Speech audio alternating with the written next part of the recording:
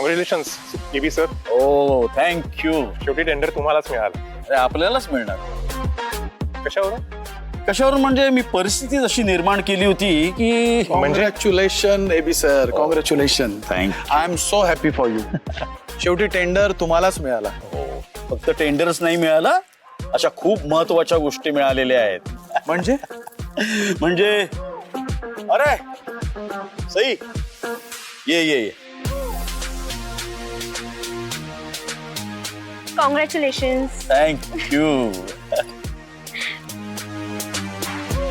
देशमुख यांना ओळखलं का? हो, या सई देवांश जागीरदार. पण ह्या इथे कशा? या इथे कशा काय म्हणजे सई देवांशी पत्नी होण्या अगोदर ती माझी लेक आहे. लहानपणापासून खूप हुशार आणि टॅलेंटेड आहे. लग्न होण्याआधी ती एका शाळेमध्ये शिकवत होते. तिच्यामुळे लक्ष्मी आणि सरस्वती यांच्या घरात एकत्र नांदतात. पण तुम्ही आणि देवांश तर कट्टर शत्रू आहोत. बिझनेस रायव्हलरी एका बाजूला आणि वैयक्तिक नाती दुसऱ्या बाजूला. यामध्ये मी अजिबात गल्लत करत नाही. आता काही माणसं करतात. म्हणजे सई मला अनंत काका म्हणते, माझ्याशी आपुलकीने वागते, माझ्याशी बोलते. हे तिच्या नवऱ्याला देवांशला अजिबात आवडत नाही. म्हणजे असं काही नाहीये ते. सई ताकाला जायचं आणि भांड कशाला लपवायचं. हा तर मी काय म्हणत होतो, माझी लेक आहे ना ती अत्यंत हुशार आहे, पण हिची कदर हिच्या नवऱ्याला अजिबात नाही. हा पण मला आहे आणि म्हणूनच हिला मी आपल्या कंपनीमध्ये मोठ्या पोस्टवर अपॉइंट करतोय. हे काय बोलतायत सई?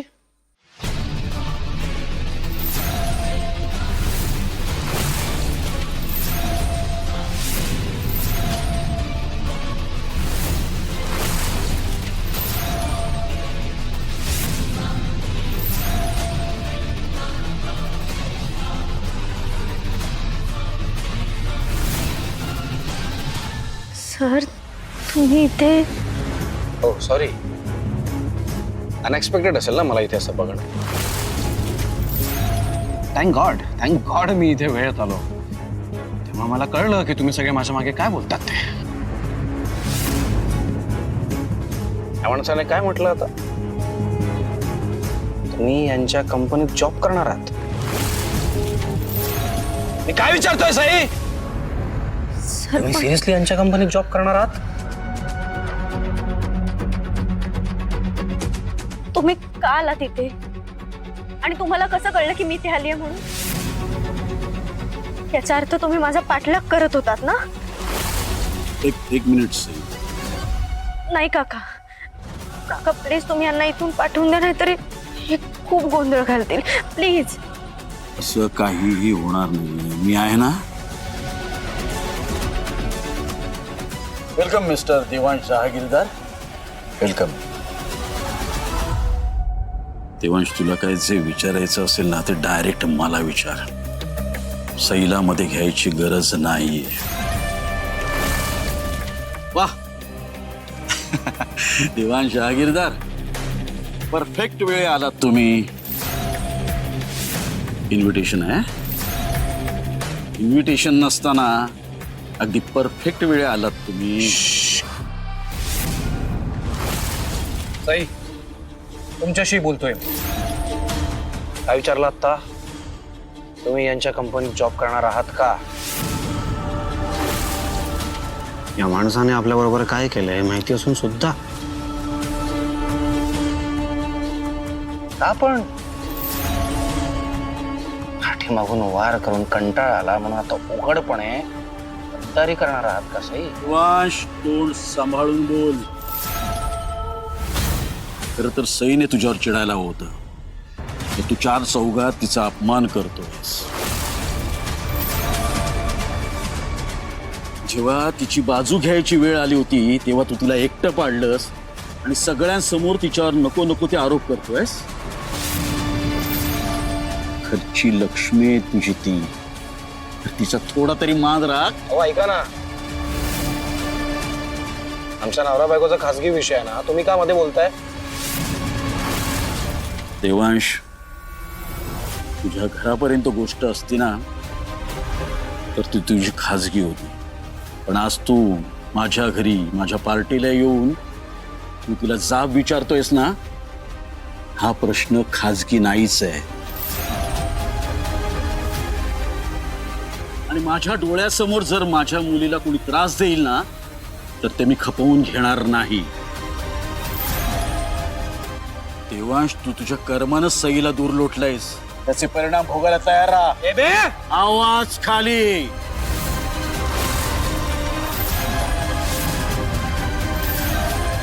एक गोष्ट नीट लक्षात ठेव, सई माझ्या मुलीसारखी आहे. तिला गरज असल्यास मी धावून जाणारच. आणि आता तर ती माझी कंपनी जॉईन करते रे. जा, कुठे जायचं तिकडे जा, काय वाटेल ते कर, जा. सई, मी तुम्हाला परत एकदा विचारतोय, तुम्ही यांच्या कंपनीत जॉब करणार आहात?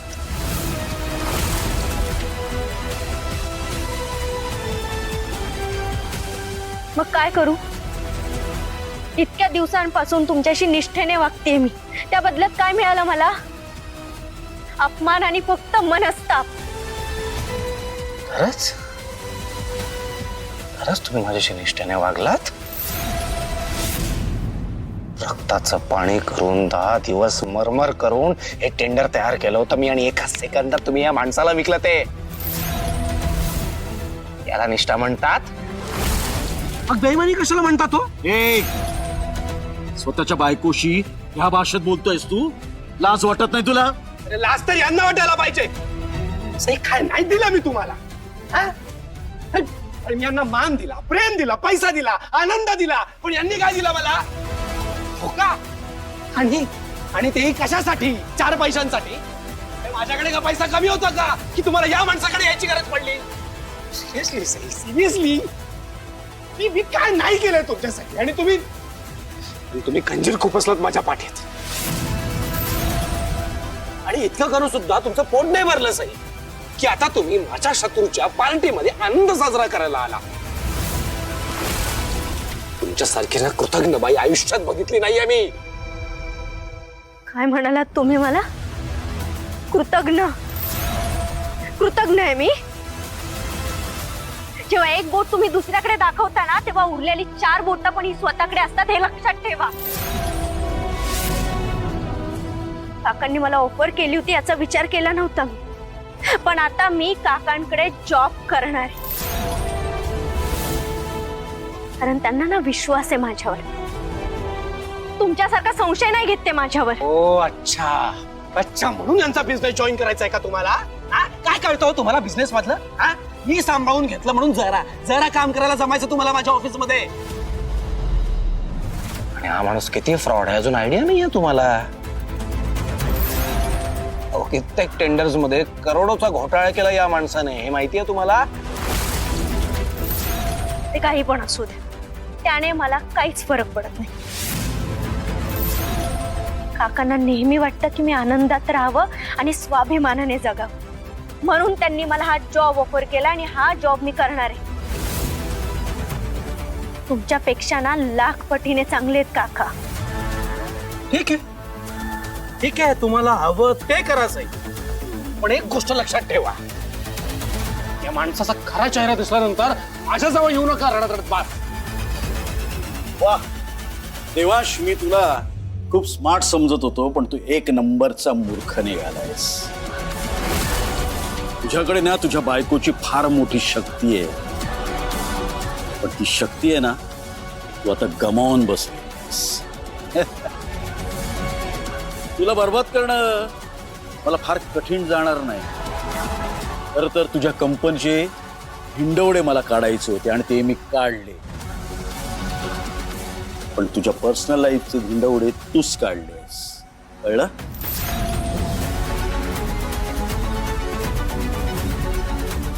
घरच्या लक्ष्मीला दुखावून कोणी सुखी होत नसतं.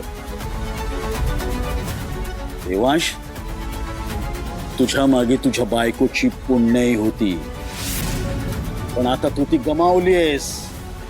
संपलायस देवांश जहागीरदार, तू संपलायस आता.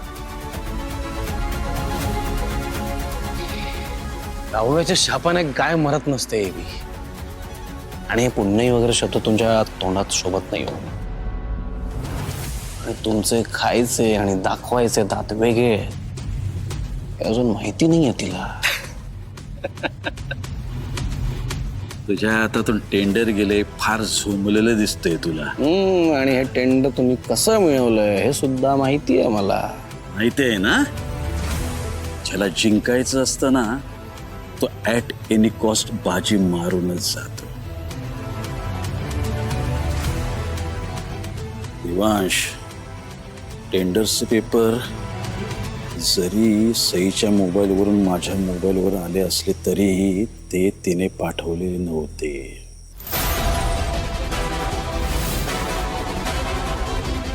आणि 1 रुपयाने मी टेंडर कसं जिंकलं हे न कळणे इतपत तू मूर्ख नाही आहेस.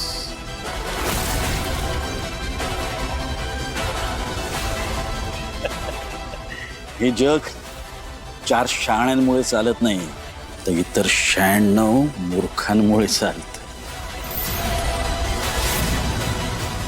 नुसतं टॅलेंट असून भागत नाही रे. योग्य वेळी योग्य माणसाचा शिडीसारखा वापर करता आला पाहिजे. तसा तुम्ही माझ्या वडिलांचं केला होता तसा ना.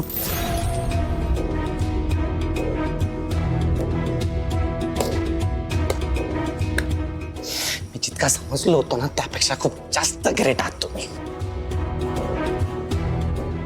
सई, मी परत एकदा विचारतोय, तुम्हाला खरंच या माणसाबरोबर काम करायचंय? मला वाचवायच्या नादातनं या माणसाने स्वतःचा खोटेपणा उघड केला. पण काहीही झालं ना तरी तुमच्या या नव्या बॉसला मी टेंडर मिळू देणार नाहीये. सई, त्या तुझ्या नवऱ्याची मला खरंच खूप काळजी वाटते ग. याला काय वेडबीड लागलंय की काय? देवांश बाळा, अरे ते टेंडर मी ऑलरेडी जिंकलंय रे. काही दिवसातच मी काम सुद्धा सुरू करणार आहे. येणाऱ्या 24 तासात हे कॉन्ट्रॅक्ट माझं असेल.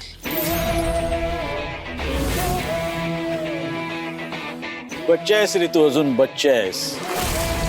बिझनेस मध्ये माझ्यासारख्या अनुभवी माणसाला तू चॅलेंज करतोयस. तुझ्याकडे अनुभव असेल एबी, पण माझ्याकडे सत्य आहे आणि मला ते पुरेसे. आणि आता या सत्याच्या भरोशावर नाही तुम्हाला गुडघ्यावर आणलं तर नाव देवांश तर सांगणार नाही.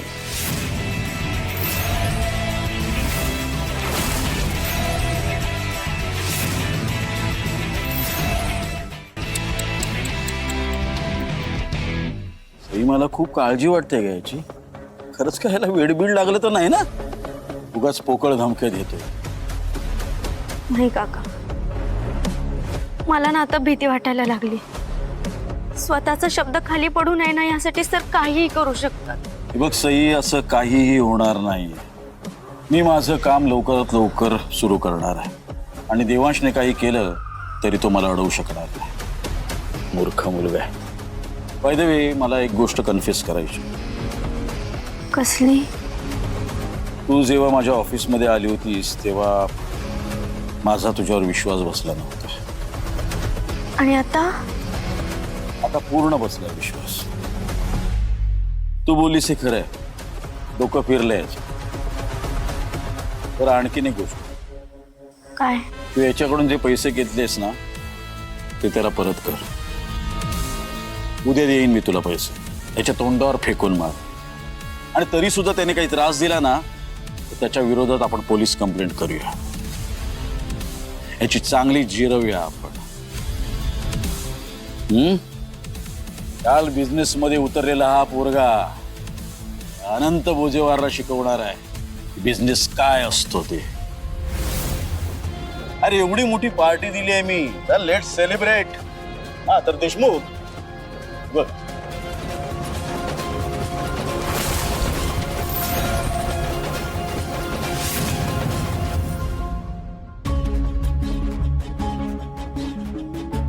काय झालं?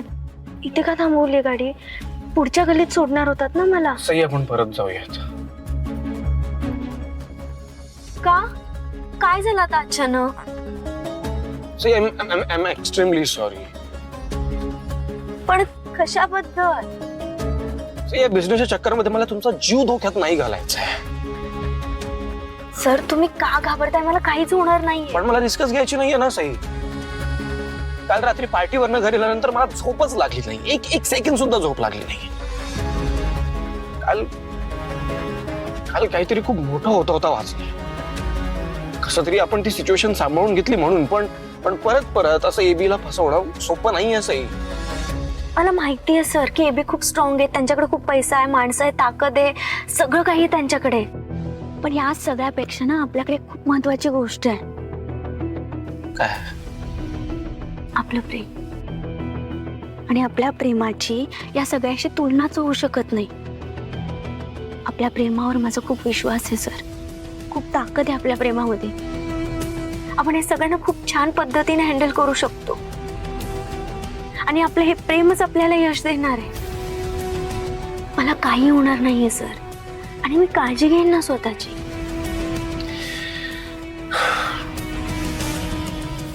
निघू आता.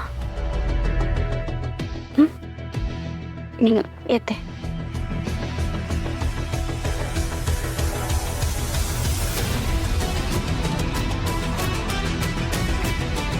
काही नाही होणार आहे मला.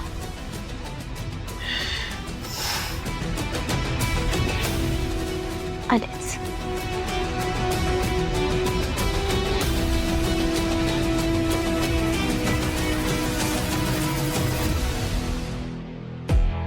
मे आय कम इन सर? अरे सई तू आहेस का? ये ये ये. हा आणि सई तू हे असं परमिशन वगैरे मागायचं ना, डायरेक्ट आत यायचं. तुझा हक्क आहे तो.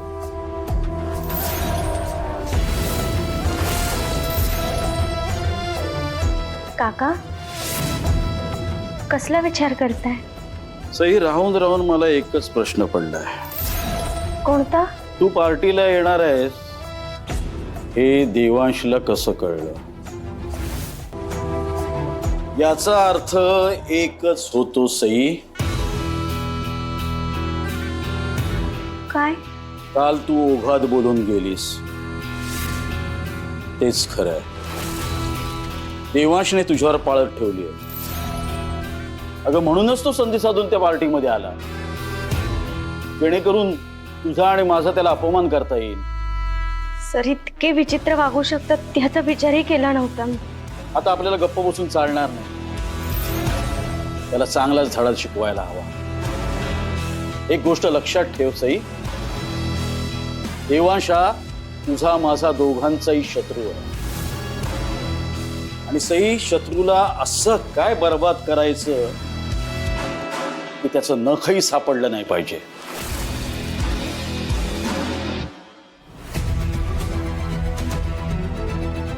हे घे,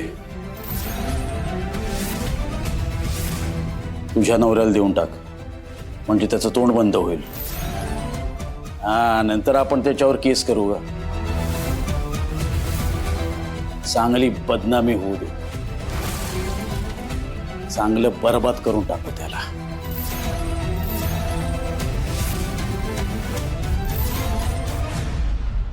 घे. थँक्यू काका. आता तुम्ही सांगाल ना तसंच करणार आहे. ज्यांनी मला आतापर्यंत खूप त्रास दिला, माझा अपमान केला, त्यांना सोडणार नाहीये. प्रत्येकाला प्रत्येकाची जागा दाखवूनच देणार आहे. गुड. तुझ्या अपमानाचा बदला आपण घेऊया. काळजी करू नकोस, मी आहे तुझ्या सोबत. थँक्यू काका. येते मी. ये. All the best. हो.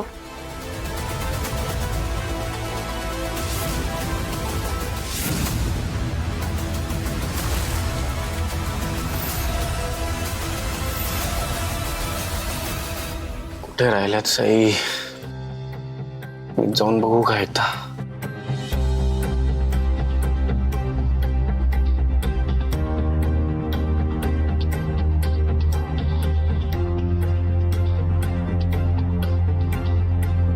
C all okay?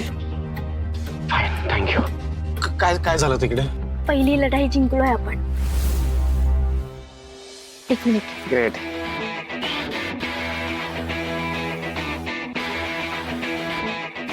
आणि सगळं यामध्ये रेकॉर्ड सुद्धा झालं.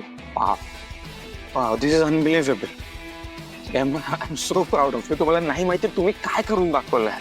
ही नाही, आपण. Well, Megan is half done. Now move to next plan.